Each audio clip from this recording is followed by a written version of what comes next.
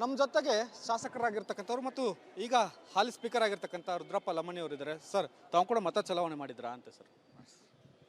ಅಲ್ಲ ಸರ್, ಈಗ ತಾವು ಸ್ಪೀಕರು ಮಾಡಬಹುದಾ ಮತ ಚಲಾವಣೆ? ಈಗ ನಾವು ಒಂದು ಪಾರ್ಟಿಯಿಂದ ಆರಿಸಿ ಬಂದಿರ್ತೇವೆ. ಪಾರ್ಟಿ ಇಲ್ಲಿದ್ದಾಗಿಲ್ಲ, ಬಟ್ ಪಾರ್ಟಿಯಿಂದ ಆರಿಸಿ ಬಂದಾಗ ಮತ ಚಲಾಯಿಸೋ ಹಕ್ಕು ಇದೆ. ಅದರಿಂದ ಮತ ಚಲಾಯಿಸೋದು. ನೀವು ಉಪ ಸ್ಪೀಕರ್ ಆಗಿದ್ರಿ, ಈಗ ಸ್ಪೀಕರ್ ರಾಜೀನಾಮೆ ಕೊಟ್ಟ ಮೇಲೆ ಆಟೋಮೆಟಿಕ್ಕಾಗಿ ನೀವು ಸ್ಪೀಕರ್ ಆಗ್ತೀರಿ. ಸ್ಪೀಕರ್ ಆಗಿ ಕೂಡ ಮತ ಚಲಾವಣೆ ಮಾಡಬೇಕನ್ನೋದಾದ್ರೆ ಮಾಡ್ಬೋದು. ಇದಕ್ಕೆ ಪಕ್ಷದ ವಿಪ್ ಅಂತೇನು ಜಾರಿ ಏನಾಗಲ್ಲ? ಪಕ್ಷದಿಂದ ವಿಪ್ ಕೊಟ್ಟಿರ್ತಾರೆ. ನಾವು ಒಂದು ಪಕ್ಷದಿಂದ ಆಯ್ಕೆಯಾಗಿ ಬಂದಿರ್ತೀವಲ್ಲ, ಅದರಿಂದ ನಾವು ಒಂದು ಪಕ್ಷಕ್ಕೆ ಮೆಂಬರ್ ಆಗಿರ್ತೀವಿ. ಮತ್ತು ಇದರಲ್ಲಿ ನಾನು ಪರ್ಮನೆಂಟ್ ಸ್ಪೀಕರ್ ಅಲ್ಲ, ಈಗ ಇನ್ಚಾರ್ಜ್ ಇರೋದ್ರಿಂದ ಹೊಸ ಸ್ಪೀಕರ್ ಆಯ್ಕೆ ಆಗುವವರೆಗೂ ನಾನು ಕಾನೂನು ಪ್ರಕಾರ ಸಂವಿಧಾನಿಕವಾಗಿ ನಾನು ಇರ್ತೀನಿ.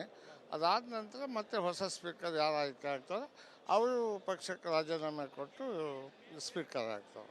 ಪಕ್ಷಕ್ಕೆ ನೀವು ರಾಜೀನಾಮೆ ಕೊಟ್ಟಿಲ್ಲ ಸರ್ ಇನ್ನು ಶಾಸಕತ್ವ? ಹೌದು, ಶಾಸಕನಾಗಿ ಡೆಪ್ಟಿ ಸ್ಪೀಕರ್ ಆಗಿ ಇದ್ದೀನಿ. ಈಗ ಅಧಿಕೃತ ಕಾಂಗ್ರೆಸ್ ಪಕ್ಷದಿಂದನೇ ಇದ್ದೀರಿ?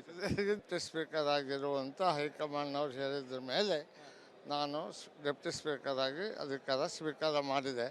ಇದನ್ನು ಈಗಿನ ಮುಖ್ಯಮಂತ್ರಿಗಳಾದಂಥ ಡಿ.ಕೆ. ಶಿವಕುಮಾರ್ ಅವರು ಹೌಸಿನಲ್ಲಿ ಇದೇ ಮಾತನ್ನು ಹೇಳಿದ್ದಾರೆ.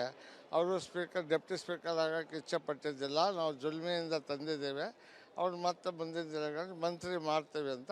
ಅವರೇ ಈಗ ಮುಖ್ಯಮಂತ್ರಿ ಆಗಿದ್ದಾರೆ, ಮಂತ್ರಿ ಮಾಡ್ತಾರೆ ಅನ್ನೋ ಭರವಸೆ ನನಗಿದೆ. ಸದ್ಯಕ್ಕೆ ಸ್ಪೀಕರ್ ಆಗಿ ಮುಂದುವರಿತಾ ಇದ್ದಾರೆ.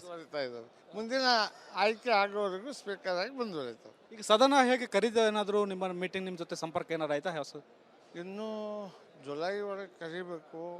ಅದನ್ನು ಇನ್ನೂ ನಾನು ಸಂಬಂಧಪಟ್ಟವ್ರ ಜೊತೆ ಚರ್ಚೆ ಮಾಡಿ ಸದನವನ್ನು ಯಾವಾಗ ಕರಿಬೇಕು ಅಂತ ಕರೀತಾರೆ. ಅದು ಬೆಂಗಳೂರಲ್ಲ ಬೆಳಗಾವಿಯಲ್ಲ ಅಂತ?